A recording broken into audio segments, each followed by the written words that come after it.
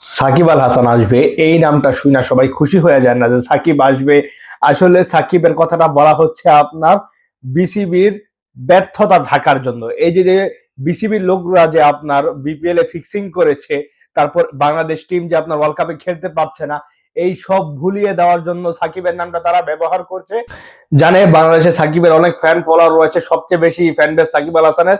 তার নামটা ব্যবহার করলে মানুষ সেটা ভুলে যাবে, সাকিবকে নিয়ে পড়ে থাকবে, বিপিএল নিয়ে আলোচনা হবে না। বিপিএল এর যে ফিক্সিং ইস্যুটা, মেইন যে বিষয়, মেইন যে সমস্যাটা আপনার, সেই সমস্যাটা কিন্তু আড়ালে পড়ে গিয়েছে এবং বিপিএল এর ফিক্সিং এর ব্যাপারে ওই রকম কিন্তু বড় চ্যানেলে কোনো নিউজ হচ্ছে না। এক রিয়াসাত ভাই আর খেলা যোগ, এই দুইটা চ্যানেল ছাড়া কিন্তু কেউ কিন্তু কথা বলছে না ফিক্সিং নিয়ে। এই যে বিসিবির যে আপনার ব্যর্থতা ঢাকার জন্য যে এত নাটক, এত কিছু সাকিবকে খেলাবে, তাহলে এতদিন সাকিবের কি সমস্যা ছিল? তাহলে এতদিন সাকিবকে আপনারা কেন খেলাতে পারেননি? সাকিব কি নির্দোষ হয়ে গিয়েছে? সাকিবের নামে যে মামলা ছিল, খুনের মামলা, সেটা কি আপনার নির্দোষ হয়ে গেছে? সেটা কি আপনার রিমুভ হয়ে গেছে সেই মামলা? তো আগে যেহেতু মামলা ছিল, আগে আপনারা খেলাতে পারেননি, এখন আপনারা কেন, কিভাবে আপনারা সাকিবকে খেলাবেন? আমাকে সেই প্রশ্নের উত্তরটা দেন।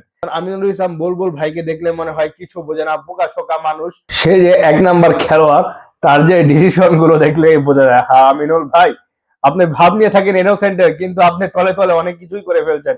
আপনার তাদের ব্যর্থতা ঢাকার জন্য, ভয়াবহ ব্যর্থতা, বাংলাদেশ 500 কোটি টাকা লস করে ফেলছে, সেই ব্যর্থতা এইসব ঢাকার জন্য আপনার সাকিবের নামটা ইউজ করছে। সাকিব যদি খেলেও তারপরও ওইটা সাকিব আল হাসানকে আনার কারণ হচ্ছে এই এই বিষয়গুলো ঠেকানোর জন্য, যাতে বাংলাদেশের মানুষ জানি সেগুলো নিয়ে আগ্রহ না থাকে, সাকিবকে নিয়েই যেন আগ্রহ থাকে। এই কারণে তারা এই খেলাটা খেলছে। আপনারা হয়তো অনেকেই বুঝতে পারছেন না। তো এই হচ্ছে আলোচনা। আপনারা কি মনে করেন এই বিসিবি আপনার আর কতটা নিচে নামতে পারে? আপনারা কি মনে করেন? কমেন্ট বক্সে জানিয়ে দিতে পারেন। ভালো থাকবেন, সুস্থ থাকবেন। ধন্যবাদ। ধন্যবাদ সবাইকে।